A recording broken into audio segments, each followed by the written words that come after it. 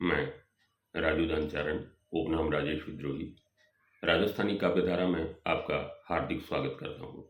आइए सुनते हैं राजस्थानी नीति काव्य के कुछ दोहे।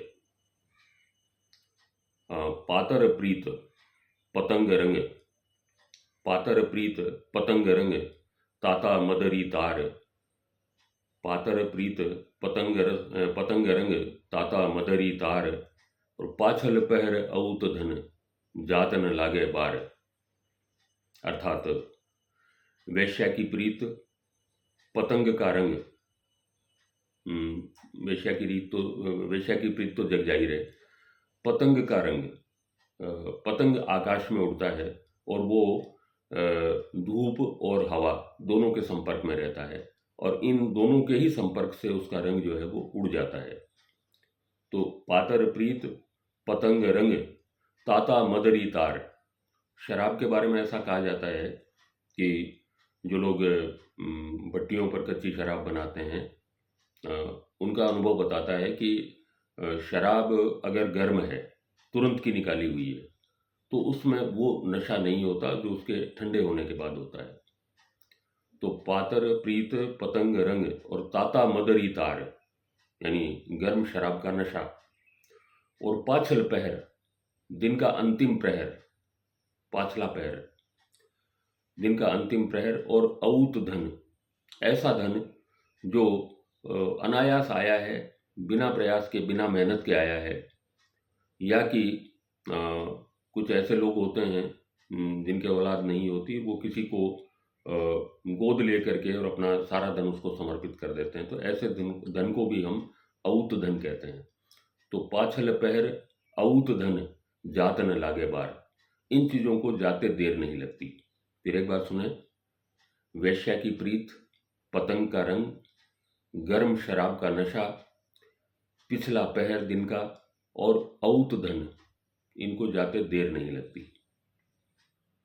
एक और दोहा कि होत भला रे सुत बुरा, भला बुरा रे होए। एकदम विपरीत बात है, कॉन्ट्रास्ट देखें आप कि होत भला रे सुत बुरा।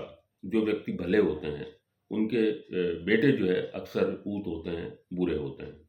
होत भला रे सुत बुरा और भला बुरा रे होए। और अगर कोई व्यक्ति बुरा है तो उसकी संतानें प्राय जो है वो बुरी नहीं होती। और इसका जो उदाहरण जो है कितना सटीक दिया है कि होत भला रे सुत बुरा, भला बुरा रे होय। कि दीपक शो काजल बने और कमल कीच में जोय। दीपक जो है कितना प्रकाशमान होता है, दुनिया को वो रोशनी देता है, लेकिन उसके ऊपर अर्थात उसकी जो निष्पत्ति है वो है काजल। वो कालिक, वो कालिमा जो है वो जमती चली जाती है। तो दीपक से कालिक बनती है जिससे काजल बनता है, और कमल कीच में जो है, और कीचड़ में जो है वो कमल खिलते हैं। एकदम विपरीत स्थितियां। एक और दोहा। धन जोबन अर ठाकरी, ता ऊपर अविवेक। ए चारों भेड़ा हुआ, अनर्थ करे अनेक। ये चार चीजें अगर इकट्ठी हो जाती हैं तो बहुत सारे अनर्थों का कारण बन जाती है। कौन कौन सी? धन, यौवन और ठाकरी मतलब सत्ता। ता ऊपर अविवेक, और इन सब के ऊपर अगर अविवेक है, विवेक नहीं है, मूर्खता है, और ये चारों अगर इकट्ठी हो जाएं, मतलब धन भी हो, यौवन भी हो, सत्ता भी हो और विवेक नहीं हो, ये चारों अगर इकट्ठे हो जाएं तो अनर्थ करे अनेक, बहुत सारे अनर्थों का जो है ये कारण बन जाते हैं। एक और दोहा देखें कि चार वेद खट शास्त्र में, बात मिली है दोय। चार वेद खट शास्त्र में, बात मिली है दोय। दुख दीने दुख होत है, सुख दीने सुख होय। दुख दीने दुख होत है, सुख दीने सुख होय। चार वेद और छह शास्त्र।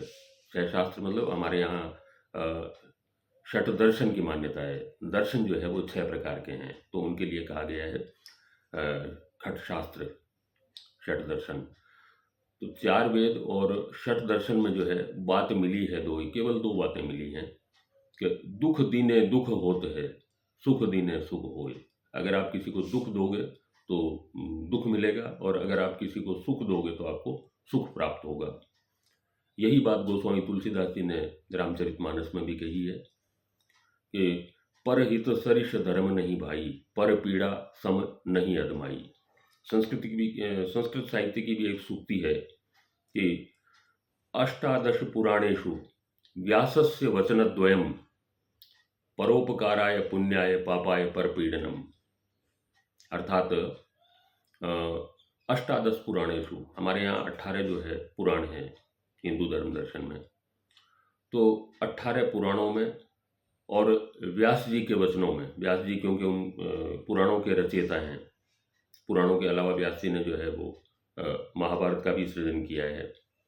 तो अष्टादश पुराणेषु और व्यासस्य वचनद्वयम् परोपकाराय पुण्याय पापाय परपीडनम, इनमें ये लिखा गया है कि परोपकार जो है वो पुण्य है, और परपीड़न, दूसरे को तकलीफ देना, कष्ट देना जो है वो पाप है। तो इस प्रकार की महनीय जो सूक्तियाँ हैं हमारे राजस्थानी लोक साहित्य की अमूल्य निधि, उनको लेकर दोबारा हाजिर होंगे। बहरहाल इजाज़त। जय भारत, जय राजस्थान, जय राजस्थानी।